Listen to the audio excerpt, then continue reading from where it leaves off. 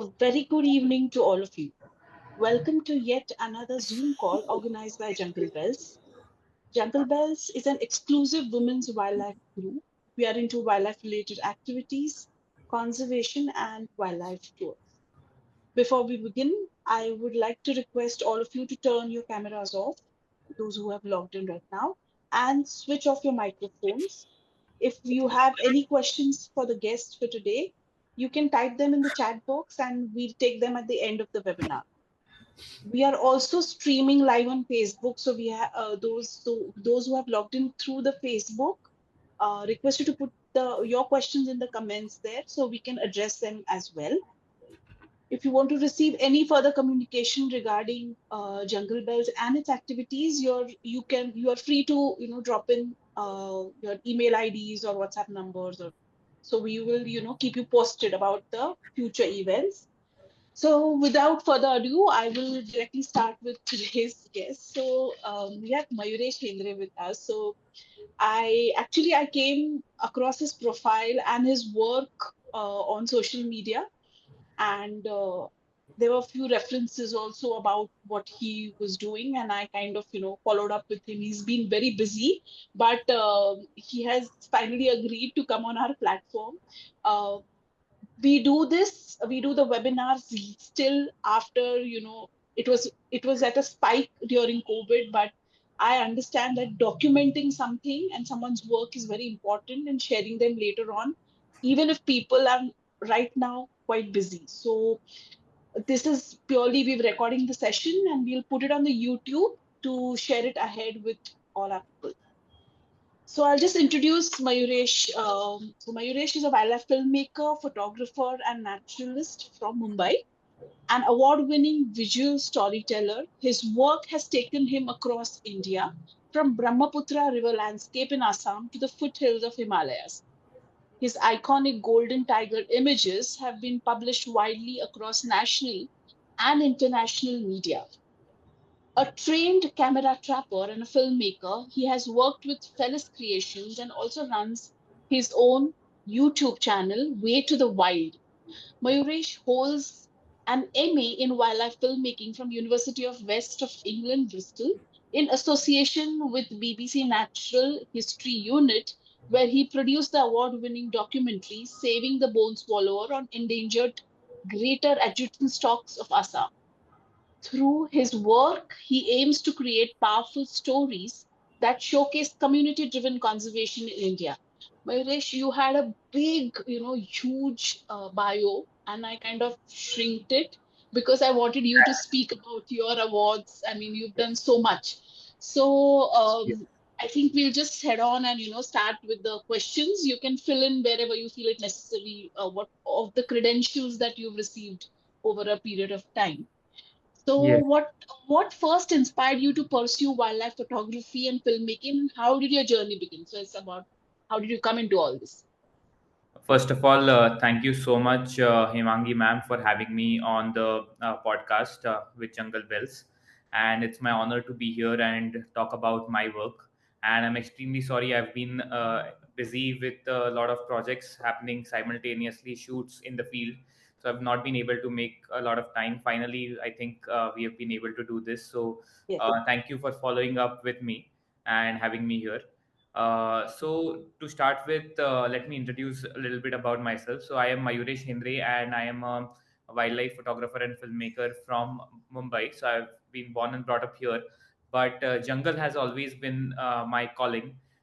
Since I was a kid, I used to go to my ancestral place where my grandmother lived near Kolhapur side in Maharashtra, and I used to go on the roof of the house and I used to observe the birds there and the monkeys which were coming. That was about I think I was in seventh grade that time. Okay. So that slowly started, and then as a family we had got a digital camera, a small digicam, which I started using to just take photos of our family outings during that period. And when I finished my 10th grade, I went on a family outing, and that time I actually explored using that camera. So then when I came back to Mumbai from my trip, I started going around Sanjay Gandhi National Park here in Mumbai, and I live in Thane. So Okay. there is a forest called Yeur, which is part of the Yeah. Sanjay Gandhi National Park, and I used to go there to look for butterflies, later birds, and I started making friends along the way. And then we became a group which will go for birding trips here and there. And then I, in 2013, actually in 2012 December, it was when I wanted to see a tiger, and I did not have any idea about it. And I went to Sundarbans. This was my first trip, Okay. which was, I would say, which I was doing alone with a group, but without my family or something. And I had just, I think, finished my 12th grade or 11th grade, and I went to Sundarbans, and I realized that it's a maze of mangroves there, and it's like navigating that, living on an island without electricity for the 3 nights I was there. Only for a few hours the generator was on.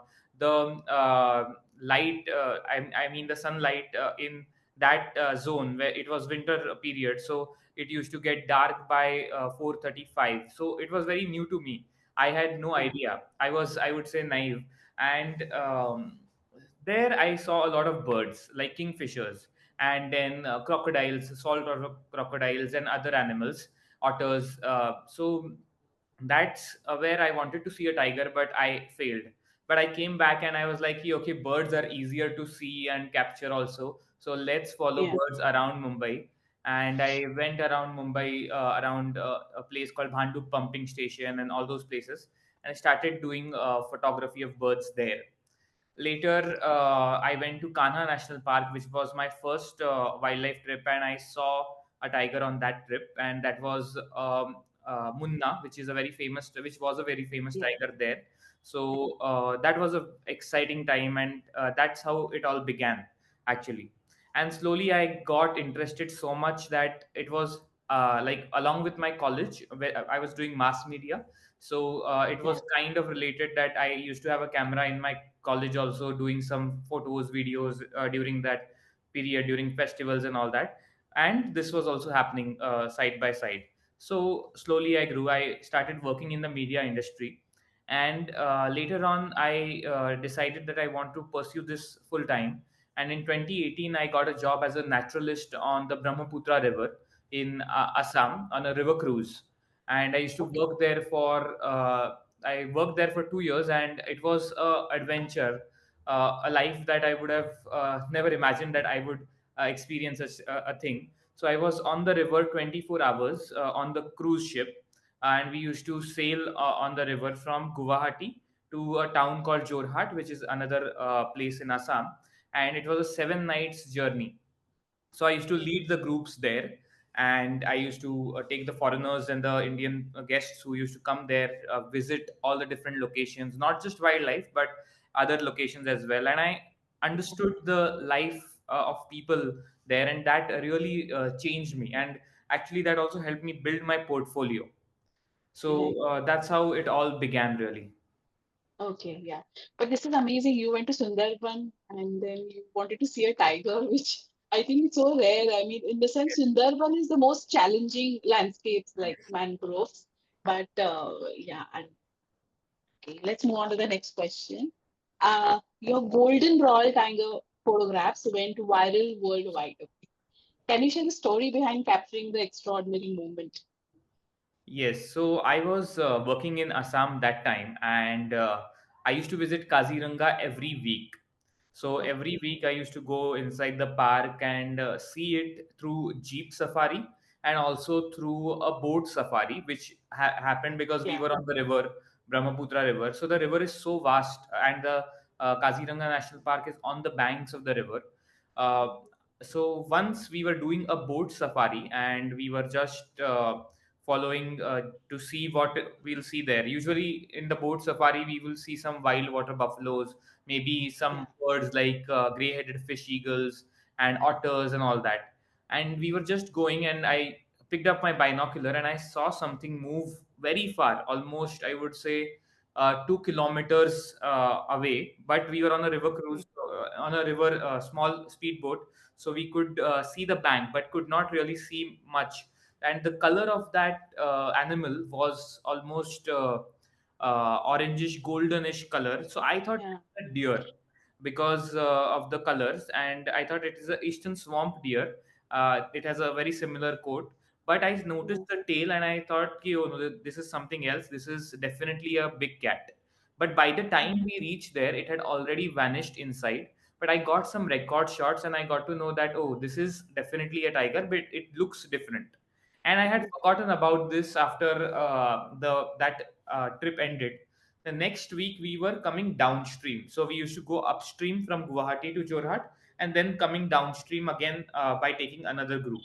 So during that Okay. time, we were again on a boat safari, and when we came close to the bank of the river, the tiger was sitting right next to us, and it was Wow. actually above us, so it could jump down. Yeah. So it was just sitting there like a soft toy on the bank, on the edge of the bank, and looking directly at us. It also did not know what is happening, how this boat is coming, and we also were shocked that, my God, there is a tiger, and we did not even expect it. It was just Yeah. on the turn of the river, and Right. we did not notice it. It did not notice us in the start. So we went there. I had my camera ready, so I clicked away as many shots as possible. That Yeah. was the first, actually the second sighting, and first good sighting of it sitting there and just chilling. So when I got the photos, I came back onto the cruise. Obviously, I remembered that, okay, this is something different. This is a Hmm. completely unique color. I did not know what it was. Then I sent it across to some of my researcher friends, and they told me that this is a albino tiger. So I Okay. said that albinos are white, but why is it such a different color?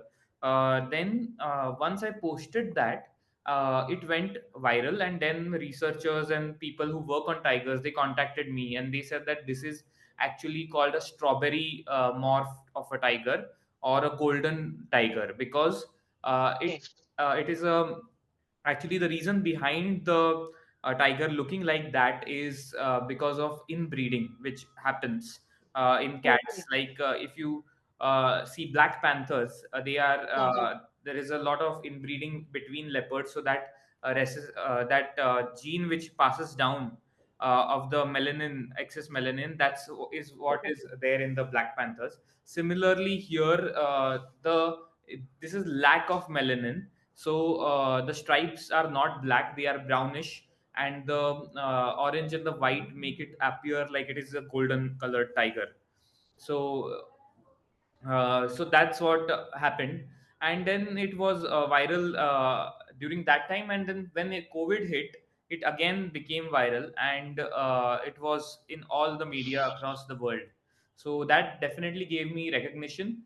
And I also made a video about talking about how the reason behind the looks of the tiger is actually something which is bad, like inbreeding, because of lack of tiger corridors. Correct. Really actually helped me spread a message of conservation through the photos that I had taken.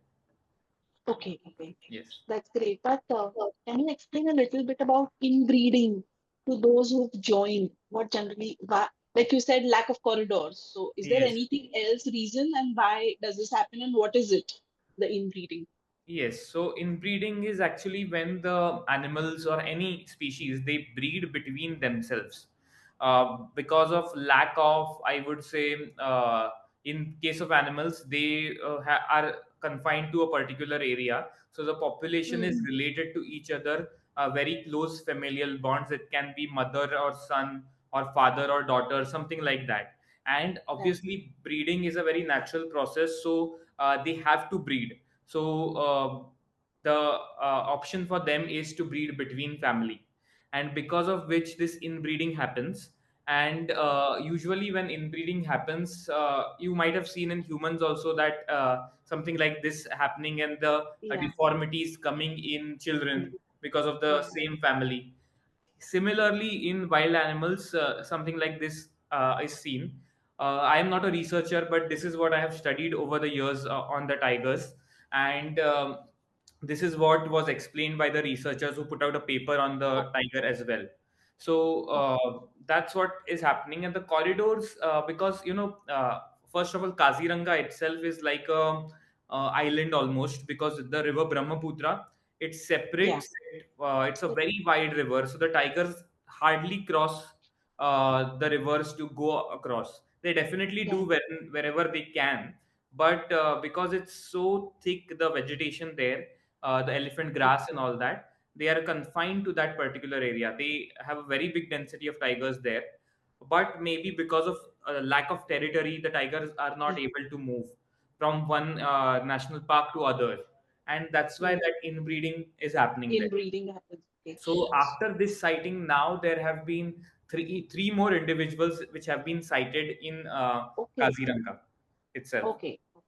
So right Yeah, now, whatever the census, the count is, people have realized there are three of them, right? three more Not two, but individuals are there. three So more individuals. yeah. All right. That's interesting.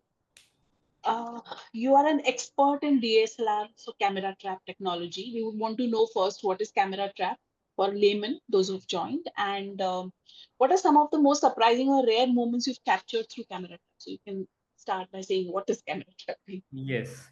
So, camera trapping is actually a genre of photography to record animals in the jungle or wherever they are remotely.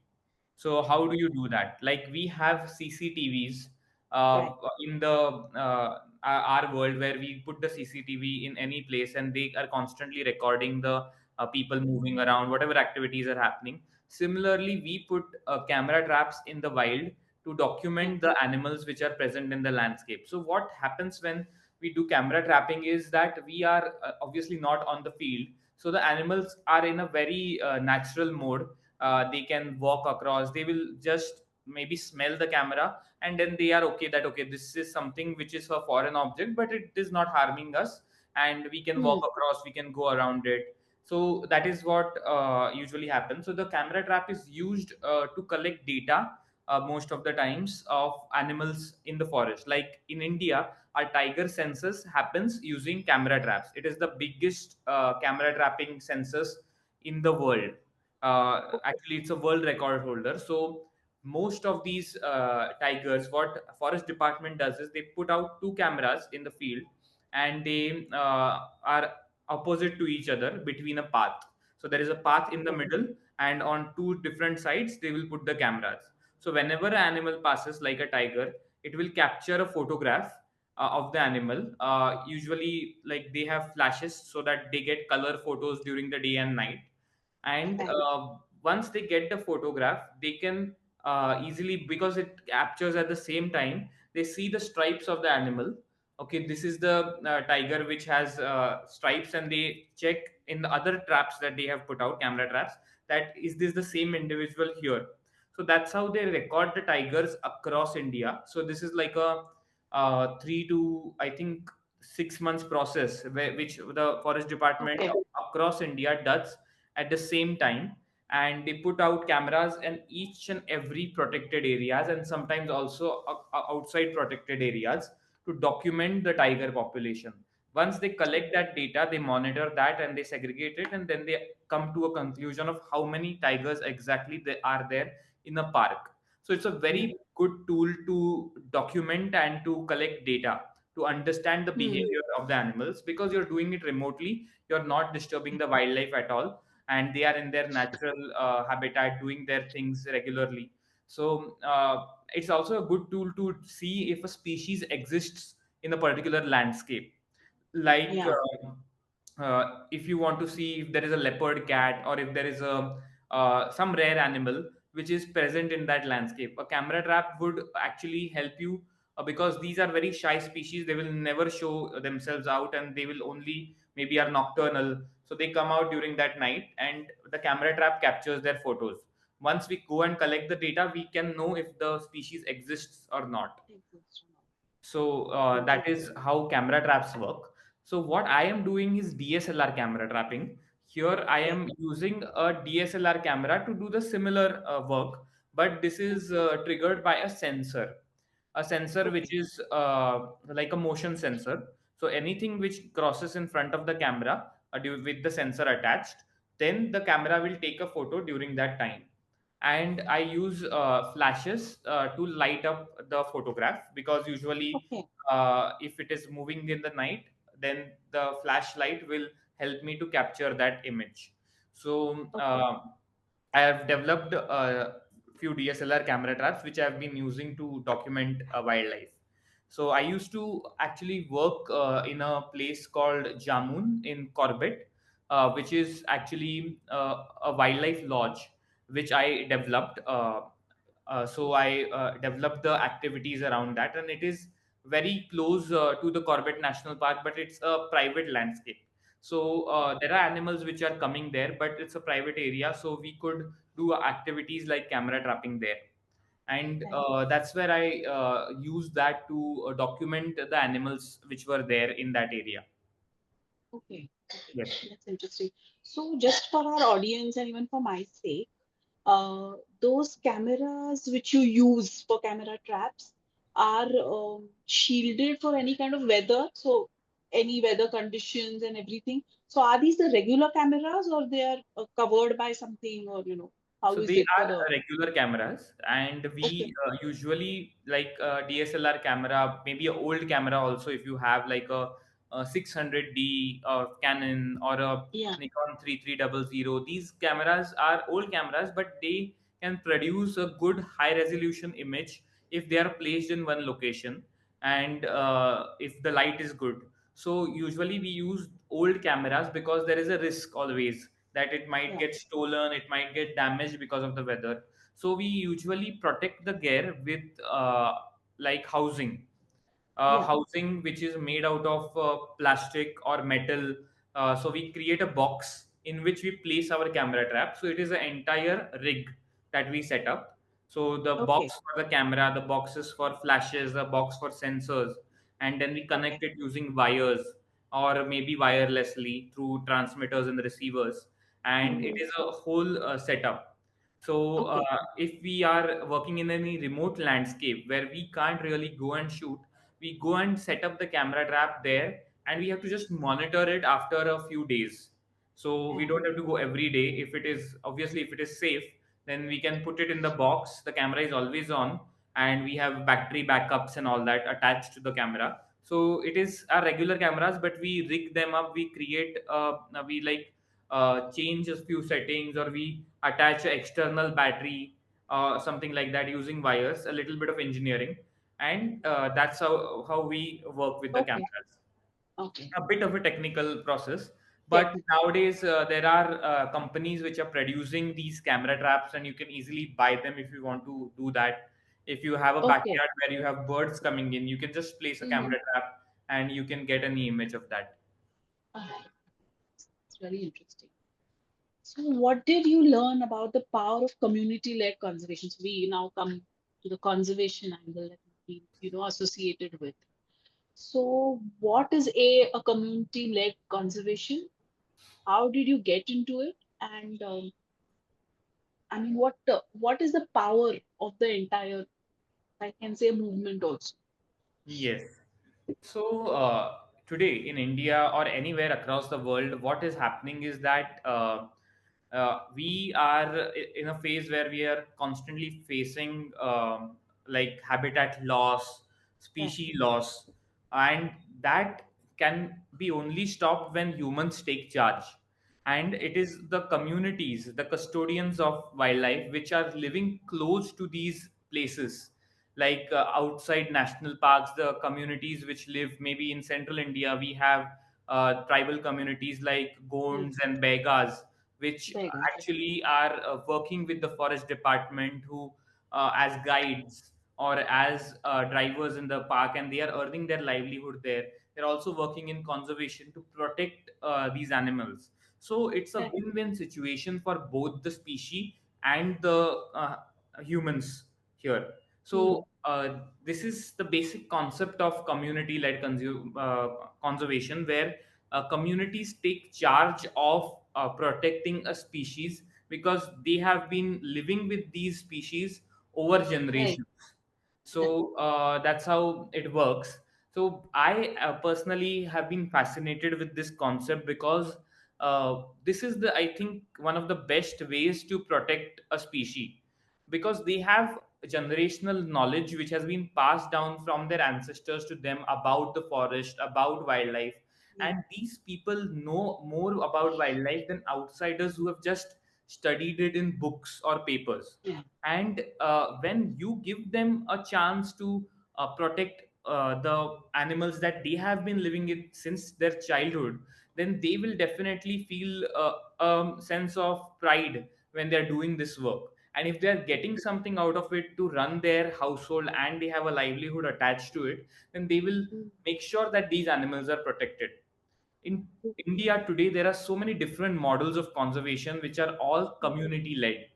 I was Mm. in Assam, and that time I came across this bird called the greater adjutant stork. And this bird lives on a dumping ground. It is a scavenger, and it just lives there, feeds on the dumping ground, on all the food waste that comes there, carcasses and all that. And this bird was considered to be ugly because it looked weird. I think we'll show some photos later on. uh, Yes. so people did not like it.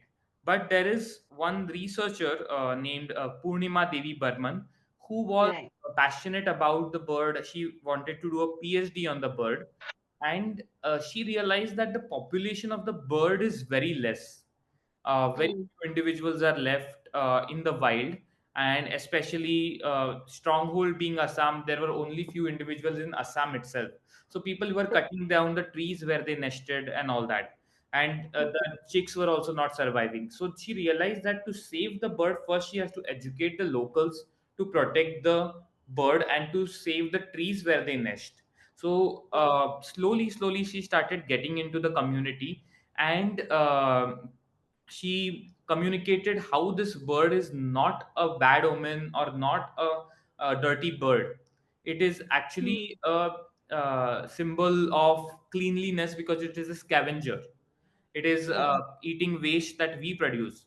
So slowly she turned their opinions about the bird, and she built a community to save this bird. So this whole story is what inspired me, and I knew about this since 2018 when I was in Assam. And Mhm. I always wanted to pursue filmmaking and to highlight all these stories through my work. So Mm. I had this story in my mind, and went to the UK to study wildlife filmmaking, and this film became part of the project that I did.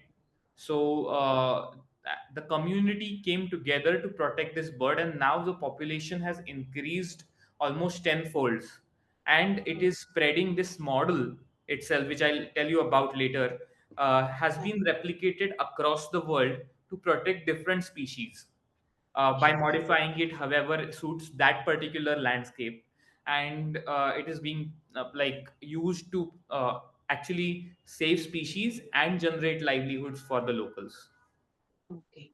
That's so wonderful because we just had Vidya on the earlier Vidya Venkatesh, last month, and she also spoke about she works with those communities and how, Yes. like you said it very right, because they've been living with the forest and in coexistence with the forest and the animals. That they're the best people who can work towards this kind of conservation. So I think I'll just share a few photos so that Yeah.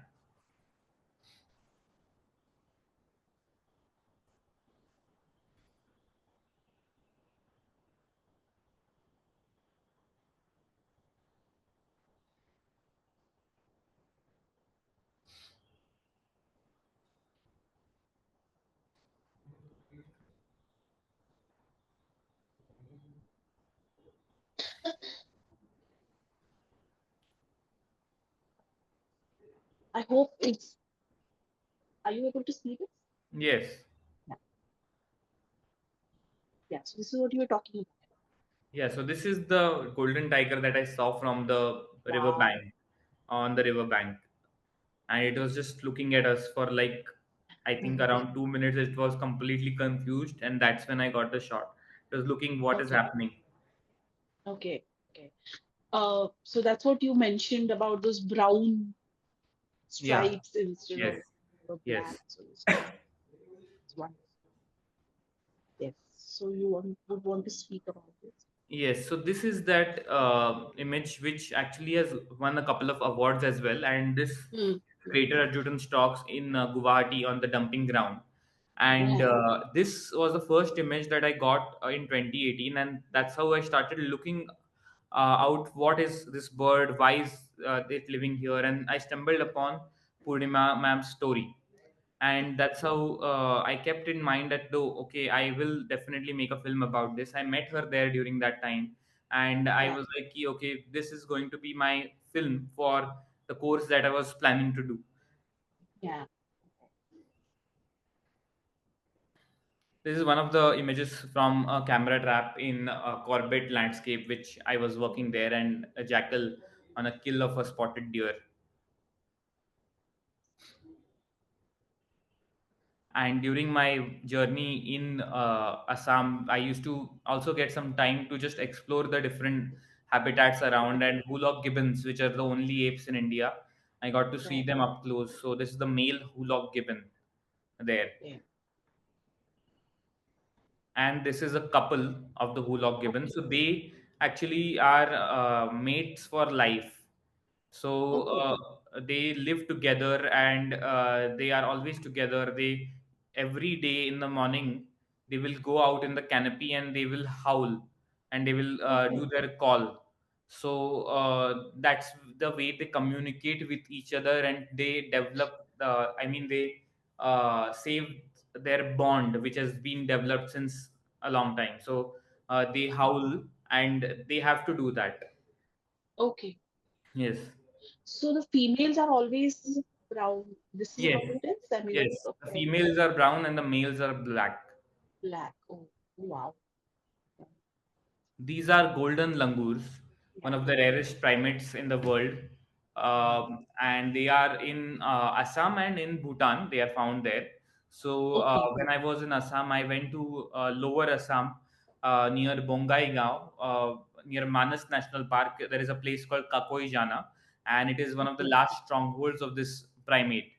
And Okay. that's where I documented them, the golden langurs. So their fur actually changes every season, like seasonally Okay. it changes color. So during their like in August, around August to December, they have very good golden colored fur. Then it becomes lighter. Right. So they are only found in Assam and in North, whatever. In That's Bhutan, what it yeah, is. only there. And Bhutan. That is there. Yes, nowhere else. This is a butterfly photo from Northeast again. A very Yeah. good place to look for so many different species, even smaller species like butterflies. Right. And this is another primate from Northeast called the pig-tailed macaque. So this is also found in only some parts of Assam, especially in Hulongapar Gibbon Wildlife Sanctuary, which is a Okay. very small sanctuary, but it is a haven for primates, and that's Right. where you can find this particular primate. This is a porcupine which Porcupine. Yeah. I got on a camera trap. So usually it's very difficult to see porcupines during daylight, and the Right. best way to photograph them is using camera traps. So this Right. camera was set up for a tiger, but Right. I got another like a porcupine. I got a sambar deer. I got other species. So it's on a jungle path. So anything can come in front of the camera. You set up by pre-visualizing the shot, like what can happen, how will the animal come, but Right. usually 90% of the time it fails, and Yeah. maybe there is a chance that 10% chance that okay, you'll get what you want. So it's a Okay. very luck based, and also you have to be very technically strong, and you have to make sure that your setup is working perfectly fine for the next 7 8 days when you're not actually going to go and see the setup. So when it works like magic. So this is a porcupine that I got. I think then there is also this jungle cat. Yeah. So I had set Wow. up this camera in hopes of getting a tiger by the river, and Okay. that never happened. But it Okay. was a surprise. So you can get any Yeah. surprise because you don't know what is going to pass in front of the camera, Nice. Correct. and that's a jungle cat staring right directly into the camera. Oh.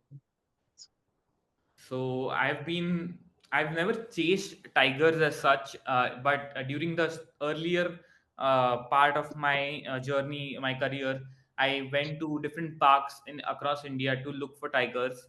So my tiger luck has been very unique, I would say, because whenever I went to all these parks, there was something unique of their behavior that I was able to capture. Hmm. This was in Ranthambore. I have not included a photo of what I got really was a tigress dragging a wild boar kill, which was very freshly killed. Okay. That was the first tiger with kill sighting. Actually, one of the first tiger sightings that I had after seeing Munna. So in Okay. Ranthambore. So my luck has been good because even I don't go to tiger parks all the time to do safaris, but Yeah. whenever I go, I get something unique. Something. Wow. Lucky. Wonderful. This is a landscape from Assam, very typical of Assam, with the river coming Yeah. into the water, like coming into near the village, and a small beel is what they call it, Yeah. being formed, and some vegetation is around there. So a lot of ducks, waders, all the local people also depend on that. Nice. Oh, wow. This is from the Another. Brahmaputra again. Yeah.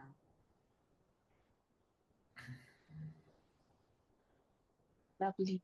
Yes, so Landscapes are really, amazing breathtaking. place. Yes, to see sunsets every day. I had the opportunity to see a different sunset, so that Okay. was something I loved to watch. And I still Okay. remember that so many different sunsets I saw and I captured on the river. Wow. Wow. This is a Oriental dwarf kingfisher which I photographed in Mumbai, just in Sanjay Gandhi National Park, and I used a remote trigger to trigger my camera to get this Okay. wide angle perspective. Okay. Another of Oh, that series. yeah. Nice. This is during my time in Assam, the rhinos Yeah. there. Yeah. So I had a time of my life there because I used to see rhinos almost every week. So I tried so many different shots with the rhinos, and I Yeah. was lucky to see them with their very young babies, like 2, 3 weeks old, few months old, something like that. So it was amazing. Okay. So I just a question I had in my mind. How do uh, when there's a face off between a tiger and a rhino, so how does it happen? I mean, who is like an elephant and a tiger, generally how it happens. Similar is it to rhino or the tiger is the Actually, one who's the attacking? tigers usually will avoid rhinos Correct. unless and until they know that there is a calf and they can kill the calf and have it as the food.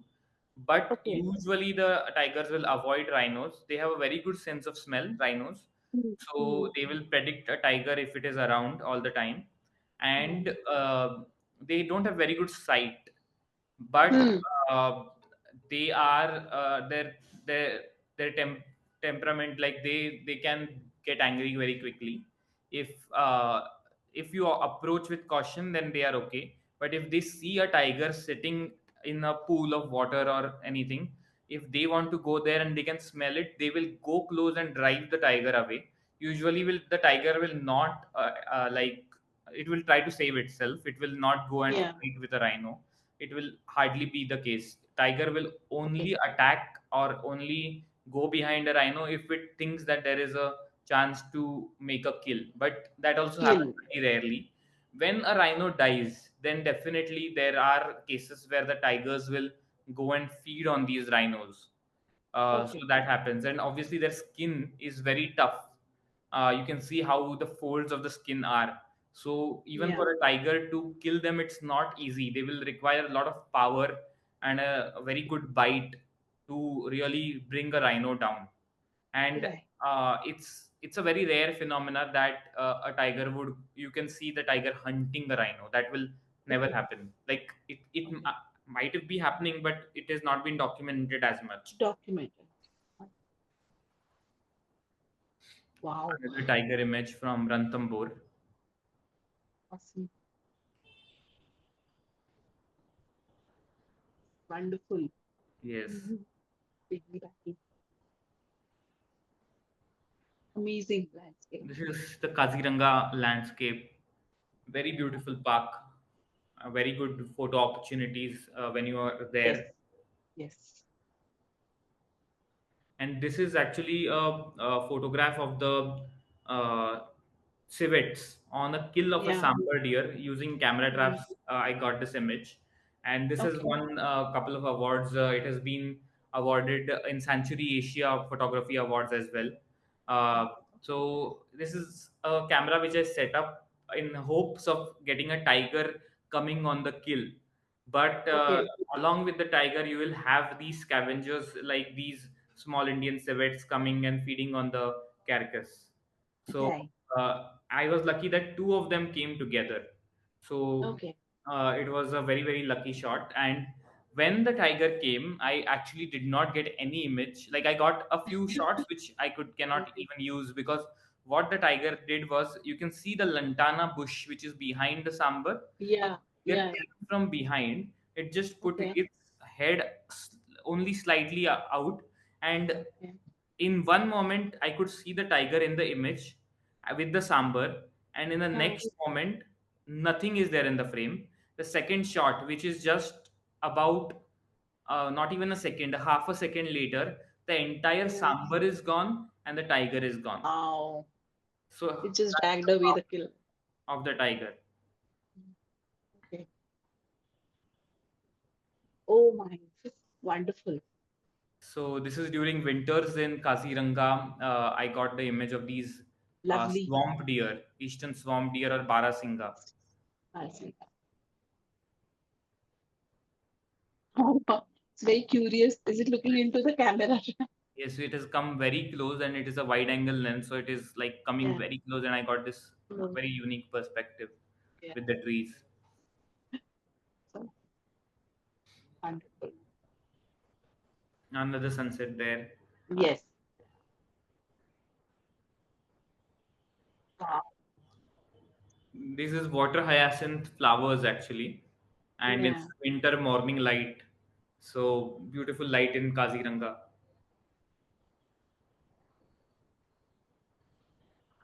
I guess these were the images. Yes. We move on to the next question. Uh, so next question we have is wildlife filmmaking in remote areas comes with many difficulties. What was the most challenging shoot you've ever done? So, wildlife filmmaking is a completely different ballgame compared to photography. Right. Photography definitely has its own challenges, but when it comes to filmmaking, you have to be ready with all your gear. You can't just have one camera and a lens attached to film. You need a Right. tripod, you need many different things, and everything needs to be there when you're filming. And you have to carry that heavy gear and do the work Hmm. there. For me, I have been filming across India, and the most difficult has been doing macro filmmaking, because it Hmm. happens in monsoon. It's pouring from above. You are in the field. You have to wait for the natural moment to unfold in front of you, with the animals there. And first of all, you have to find the subjects and to wait patiently. When it is raining, cover the camera gear with the raincoat. Like you have a raincoat, the camera also has its own covers, rain covers, and all that. The equipment is getting wet, and during that time, getting natural history is, I would say, one of the toughest part. And Right. don't just take one photo, because a photo, it can be done in seconds. Like if you have a diffuser or something, then it's very easy. But you also have to light the subjects up, because in the night there is no light, so you have to artificially Right. light it and you have to make it look natural also, that it doesn't really look very very artificial. So filming in the wild when you're doing macro work, that I would say has been a little tough. I've been filming some films recently in South India, in Goa. I've been like facing many challenges, equipment failures, so many different things. But Okay. in the end, it's quite fun. If you're very well prepared, then definitely you can avoid these situations. So I would say planning is very important when it comes to filmmaking. Correct. So, how do you see innovation shaping responsible wildlife tourism? So, sorry, can you repeat the question? So, one of the questions was that how do you see innovations Yeah. that are happening? How do they shape a responsible wildlife tourism kind of a So attitude? I think what is happening now is that most of the places across India, we have now got to know so much about these wildlife and the places that are there because of social media. Hmm. So it is, there are two sides of to this, good and bad Hmm. both, I would say. Because of social media, there is a lot of monitoring which is happening, which is very good, because as tourists who are responsible, or even the researchers, they are using social media to see like tigers. Poaching was a big Yeah. issue before, but now it has come down. I would say social media is actually one of the reasons that the tiger poaching is less, because we are constantly monitoring these animals because of tourism that is happening. The guides, Correct. the drivers, the tourists that go to parks, they will keep an eye out for the tigers which have been named by them, like a Hmm. tigress like Maya, or a tiger Hmm. like Chota Matka recently. All of them Hmm. are being monitored constantly.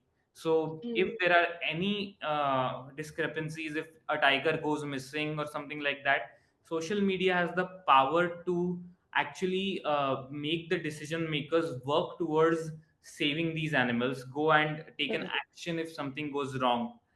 Right. Because of social media, the rescue organizations which are there around India, they get to Hmm. know about a particular animal being stuck somewhere, like in a Hmm. landscape like near Pune, we have Junnar. A lot of these Gunnar. birds, they fall into wells there, Right. and Right. people there, they are connected to the forest department through WhatsApp groups. So Correct. when they share their message across, immediately a quick response team will go and save these animals. So Hmm. that is definitely there. I think along with that, we as tourists are becoming responsible a little bit, Right. because it's always out there that whatever we are doing, it is being documented. So Correct. these innovations are also making us more like we are actually following the rules now, Hmm. because of that is what I feel. So that is definitely helping nature a lot. And there have been campaigns which have been driven by people because it started getting traction on social media. Like there was Yeah. recently a case of a forest called Dholka Bad in Hmm. Rajasthan, and people came together to actually save this forest Save the, yeah. Okay. from becoming a mall because of social media. So Correct. actually, I think today a lot more people are becoming aware about the natural resources and the wildlife that we have because of the, I would say, social media, and also the innovations that are happening in this field. It is very important also to study wildlife. So innovations like drones or AI is Yeah. helping to stop conflict in forests. So something like a camera which has AI, it actually Hmm. can know how a tiger looks. So there is an image which Hmm. it forms inside it, and it knows if poachers are there, because it knows people with weapons or something like that, and Right. it knows cows are there. Hmm. So whenever something crosses it, there is an alert which goes to the cloud and it is updated in the server, and people who are monitoring it, they will know about it. So if a tiger is sighted and if villagers are around that location, then people are actually going, whoever are monitoring, telling those villagers that move out from this area, a tiger has been sighted around, take your Hmm. cows back to your home. So the conflict which happens because the tigers which rely on cattle for their food, that is being Right. reduced. So AI is helping in that. Innovations like drone and heat sensing are actually helping elephant, being like the elephants which cross these railway tracks. Right. So Right. because of the cameras and drones which are placed around that, the system is alerted when the elephants are there, and then they can communicate Hmm. with the railways and they stop that. So that Okay. has been happening around India in a very different examples are there. So you can Okay. definitely see technology helping wildlife in a way. I would not say only tourism, but so many different use cases across wildlife conservation as well. Yeah. So it's a very interesting aspect, Mayuresh, that you highlighted, because all that we hear now is a little negative about all these things, like AI going around, negatively, and but the positive aspects of it were are less spoken, in the sense people Yes, are like, "ये तो AI का video है," types, this all is coming. But this is we are really good to know about this. yes, Um, so, what role do you believe storytelling plays in driving conservation? So, you believe in a storytelling in everything that you're doing right now, your films, the photos and things. yes. So, how do you feel it is get like the question says that it's driving the conservation angle towards storytelling perspective? Yes, so I think storytelling is one of the most important parts of not just wildlife, but in life in general. Because as humans, we are attracted to stories. We love stories. We listen to stories. We have grown up with stories, and we have Right, stories all around it. And only then can we connect to each other or to a certain thing, because we actually love the story behind it. So right. when it comes to wildlife, uh, I think the most important thing is that people, we live in a very small bubble of wildlife lovers, conservationists, photographers, Mm, but the people across the world who don't mm, know or have any idea about wildlife, how do you make them understand that these understand that. animals live with us? They also have a place in this planet, and the planet belongs to them. I think Correct. storytelling is the best way to connect with these people. Right. So considering the film that I made, Saving the Bone Swallower, which is the Hargilla or the greater Mm, adjutant stork, the storytelling which Purnima did to bring that bird back as a pride of the state is it. mm, She changed the perspective of the locals. First, it was right. considered as a bad omen, a disease carrier, Yeah. a bird which feeds on waste, because Mm, ugly. But slowly she changed the perspective of the local people, the local women there, and she brought the people together, created a whole army of women known as the Hargilla army to save this right. bird. And that was possible only because of the storytelling power that she had.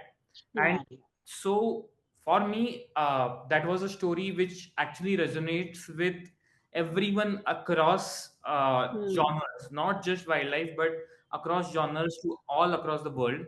And when I made that film actually has got so many recognitions, won mm, a lot of awards in India and across the world, as has been featured in film festivals.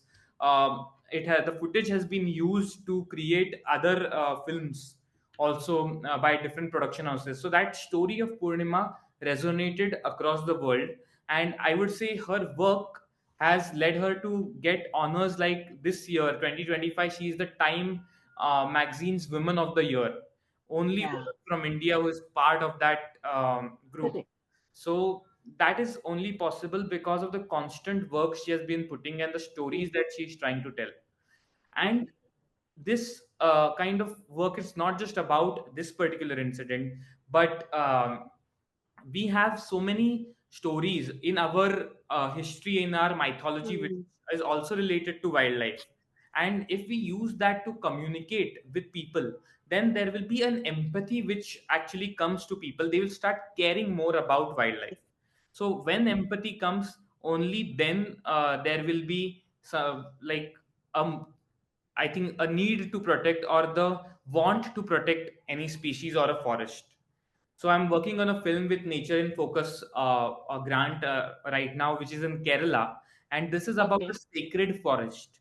So it Okay. is a forest, a sacred grove, which has been protected by through generations, and the family itself, they think that this forest is protected by a deity, a goddess. So Okay.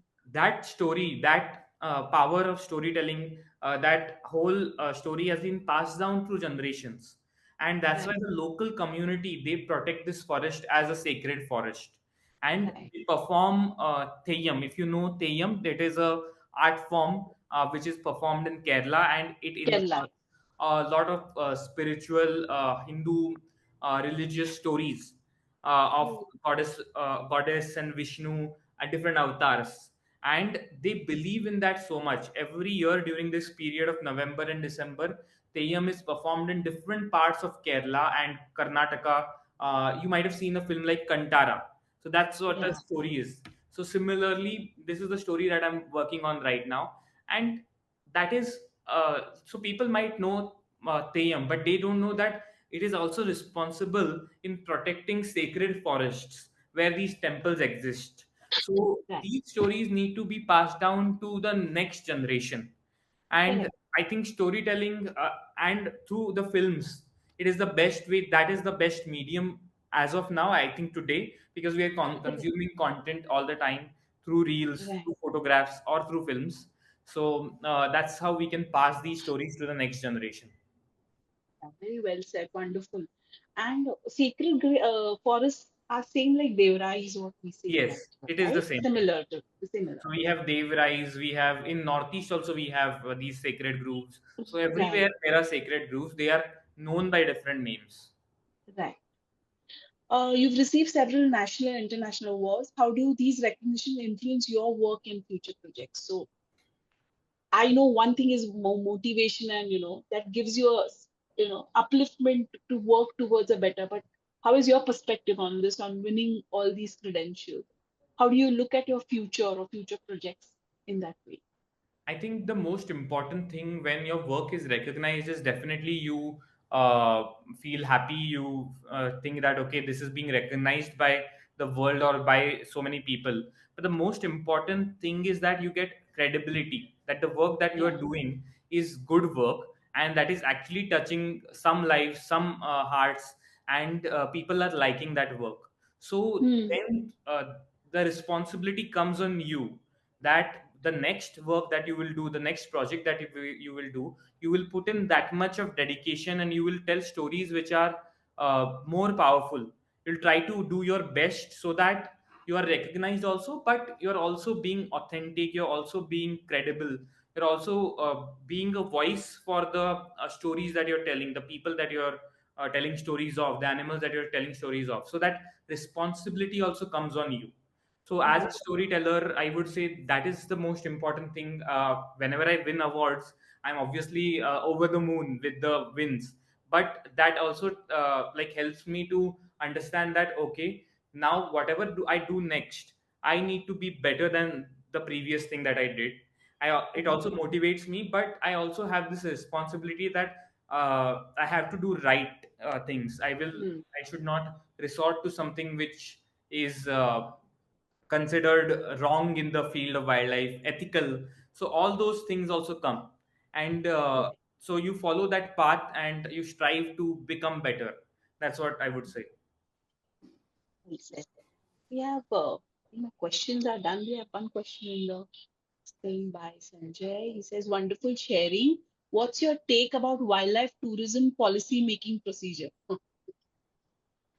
So this is something out of my syllabus, but I think for me, we are a big country and we have a huge population. Tourism is actually also creating a lot of pressure on the wildlife. If you Yeah. see, all the safaris are always full, always booked. in most of our Yes. national park. Definitely during the monsoon season, there is some kind of a buffer, there is some kind of a gap so that the animals get some rest. But Hmm. a responsible tourism needs to happen. People who are Right. going in the forest, the most important thing is that the rules that are set out by the forest department, by the laws in India, people should start really developing a civic sense. And Right. there is onus on people also as much as there is onus on the lawmakers. So once that happens, only then can we have like we can have a sustainable tourism happening. Correct. So Yes. sustainable is a word which is thrown around everywhere nowadays, but you can see what over tourism does in places like Himachal and Uttarakhand because of floods. Yes. So much Absolutely. destruction has happened. The lodges or the resorts have been built on the banks of the river. So if we Yes. start following rules that have been laid out, if we don't cut corners as governments or politicians as well as people, both the things need to work together. And definitely Yeah. we should consider that we are such a big population. The pressure only will come down when the population slowly starts coming down. Yes. Obviously there Yes. will be a lot of economic issues if that happens, but if you see the bright side, there will be less pressure on the planet as well. So we have to find a balance. And I think we should not promote everything on social media, because of reels and because of Instagram. If you promote everything on social media, people are going to flock there. So Yes. there should be some laws to stop that, I feel. And also if you do it honestly, you should be really having a civic sense of what you are putting out and what you're not, and responsible Absolutely. for your own actions. Correct. Correct. Yeah. Very well said. Yes, so I think those were the questions and this thing, but definitely those who could not join today, or as I said, I'll be putting this up on the YouTube so they can watch it at their leisure. Yes, This is what we did because documentation, because you're doing an amazing job, and I'm sure your future projects will always hold in some this thing, and the conservation angle to your filmmaking adds to it because this is a necessity of the hour right now that you have yes. to work for it. So thank you so much, Mayuresh. I mean, it has been, and thank you for taking the time out. And sorry, we have been following it up with you because No, no, no, we that's all really right. appreciated your work. So Thank thank you once again. And I'll definitely share the YouTube link with you Yes. and other social Thank you media. so much for having me, and thank you to Yes. you and Jungle Bells and Madhulika Yeah. also for Yes. all the support, and thank you for showcasing my work with everyone. Thank you for Yes. having me. Thank you.